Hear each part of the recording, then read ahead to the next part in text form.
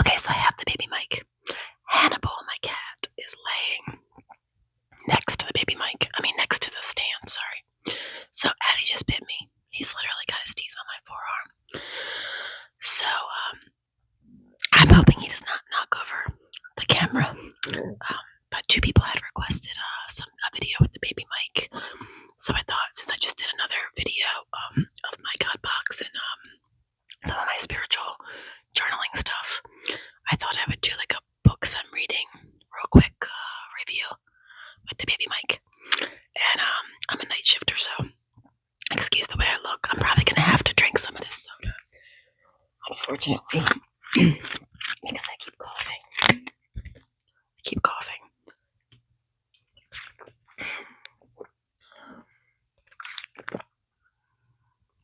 And I keep starting the video over because Hannibal knocked the camera down twice. And then I coughed twice. So I'll try to get on with it. Okay. I got up early today at 1. I slept from like 9 a.m. to 1. And so that's kind of why I threw myself. I like to get my hair dyed. I got like a whole list of stuff to do. I have my cute Team U dinosaur shirt that my daughter got me. I love it. It's also an XL, which is a big deal for me because I was wearing 3X shirts in the beginning of 2024. Sorry, guys. It's just the coughing. It's dramatic and it ruins everything. I also think the talking stirs up the cough. Okay, sorry. So I have a few books that I'm currently reading. Once this is all caught up, I was talking to my cousin today. I think I'm going to make a new rule where I only read 2 books at a time. Only read 2 books. 2 books at a time, okay? The reason I'm saying that, 2, is because I have so many going that I have trouble finishing one, unless it's amazing. So with that being said, there are several books in process right now, but in the future, I'm going to start, not doing that. This first book I've already read twice. It's very short. It's actually written by a spiritual teacher that I follow, and it's called Top 10 Myths About Enlightenment and How to Avoid Getting Trapped by Them. It's by Helen Hamilton. There it is again. I'm going to read the back of these books, or I'm going to summarize the ones that are longer, I guess. So many myths and stories occur about enlightenment that we can find ourselves chasing after an impossible goal. We may waste years, along the pathway to enlightenment, pursuing what we think it is and not what it actually is. This book is unique and original in that it offers reader the chance to navigate. Sorry, I thought he was going to knock over the camera. Navigate through stories, myths, and legends without getting trapped. Find out the pitfalls and traps along the way, and stop trying to reach some ideal that probably does not exist. Awakened beings have kept to a very simple path, which is described for you here. Excuse me for a second. Sniffles. I didn't cough at all in the first video. Okay.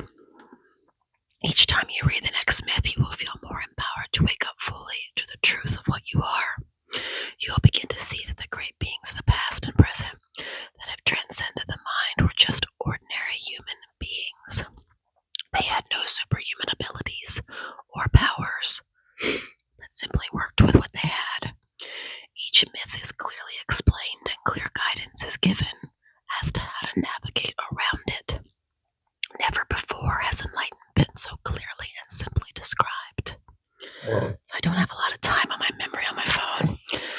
So because I have already read this book, like an example is you have to surrender everything to reach enlightenment. That would be a myth. You have to go through a death experience, or your ego has to die to reach enlightenment. That would be an example of another myth. So it's a good book. Okay. This is an older book, Making Life Easy. Making Life Easy was written by Christiane Northrup.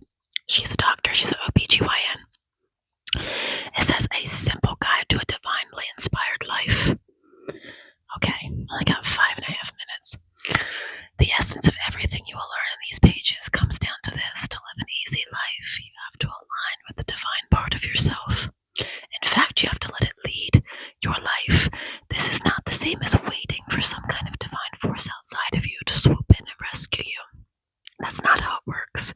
You have to make an effort to make changes. But when you align your personal will with divine will, then you can move mountains. Because I don't have a lot of time, I highly recommend this book. It's very good.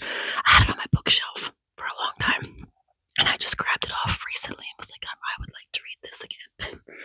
All right. Okay, this one's a bit of a heavier topic, but this is called Last Stop Auschwitz, My Diary of Survival in World War II's Most Infamous Concentration Camp. It's written by Eddie de Wind. Eddie de Wind. And that picture there is the entrance gates to the Auschwitz camp in Poland. I actually got to visit it and take a tour of the Auschwitz camp. Excuse me, I'm gonna let that, I'm trying to clear the screen. The screen's giving me all these, hi everybody. Okay. From the Belly of the Beast, a journal written in Auschwitz by a Holocaust survivor. In 1943, the height of German occupation of the Netherlands, Eddie de Wind volunteered to work at Westerbroek, a transit camp for Jews, where his mother had been taken by Nazis in the ultimately fruitless hope of saving her. While there, he fell in love with and married a young nurse named Friedel, but not long after they were transported to Auschwitz and separated. Eddie to work as a medical assistant in the barrack, and Friedel at the mercy of Nazi experimentation in a nearby block. Sneaking moments with his beloved and communicating whenever they could, Eddie longed for the day he could be free with her. Written in the camp itself in the weeks following its liberation by the Red Army, Last Stop Auschwitz is a raw, true account of Eddie's experiences at Auschwitz. In stunningly poetic prose, he provides unparalleled access to the horrors he faced in the concentration camp, including photos of Eddie's life before, during, and after the Holocaust. In this poignant memory, he is a moving love story and a portrayal of the atrocities of Auschwitz, with also good and evil. Considering the good and evil that people are capable of, this book is a testament to the strength of the human spirit and a warning against the depths we can sink to when prejudice is given power. Sorry, there was like a gnat on me. Okay, I'm trying to go a little bit faster because I have them all sitting in front of me. Sorry about that. This is a Jodi Picoult novel called Second Glance. Second Glance, Jodi Picoult. I've been reading her books for years. I'm not going to read, let's see, it's Do We Love Across Time or In Spite of It? A developer has slated an ancient Abenaki Indian burial ground for a strip mall, and now strange happenings have the inhabitants of tiny Komatsuk, I'm saying that wrong, Komatusuk, Vermont, talking of supernatural forces at work. Ross Wakeman is a ghost hunter who's never seen a ghost. All he's searching for is something to end the pain of losing his fiancée, Amy, in a car accident. He's tried unaliving himself a number of times. Now Ross lives only for a way to connect with Amy from beyond. Searching the site for signs of the paranormal, Ross meets the mysterious Leah, who sparks him to life for the first time in years. But the discoveries that await Ross are beyond anything he could dream of in this world or the next, expertly entwining a powerful drama of the heart's redemption and the disturbing history of eugenics. Jodi Picoult proves there's little she can't do with this foray into the fantastic. And the quote says, in Second Glance, love does travel through time. You don't have to believe in ghosts to acknowledge the path it takes. This is a really great book. I'm rereading it. And before I run out of time, because I have like a minute left, sorry, I will do another Lo-Fi Baby Mike. Is this one, Butcher and Blackbird? This is quite different.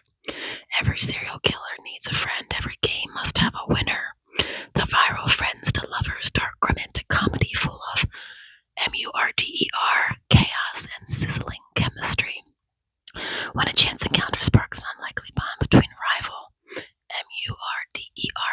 murders, Sloane and Rowan, they find something elusive, the friendship of two like-minded pitch-black souls who just happen to enjoy unaliving other serial killers. It's got a Dexter vibe, but it's supposed to be like gory, but in a comedic way. Alright, I'm gonna run out of time, so it's in West Virginia to California.